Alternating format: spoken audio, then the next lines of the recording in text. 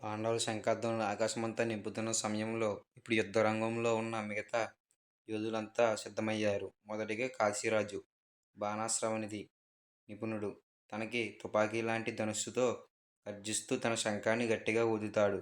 ఆ శబ్దం గరుడ పక్షి అరుపులా వినిపించింది. కౌరవుల సైన్యానికి భయం వచ్చింది. తరువాత శిఖండి అరుదైన యోధుడు. తన మహారథుడు భీష్ముడిపై ప్రతీకారం తీసుకోవడానికి మనసులో ప్రతిజ్ఞ చేసినవాడు. అతని శంఖధ్వని ఒక ప్రతిజ్ఞలా గర్జనలా అనిపించింది. తరువాత ధృష్టద్యుమ్నుడు ద్రుపద మహారాజు కుమారుడు. ఇతని బ్రహ్మదేవుడే ప్రత్యక్షంగా భీష్ముడి హతమార్చడానికి సృష్టించాడు. అతని శంఖధ్వని యుద్ధరంగంలో రణకేతనంలా మారింది. తరువాత విరాటుడు.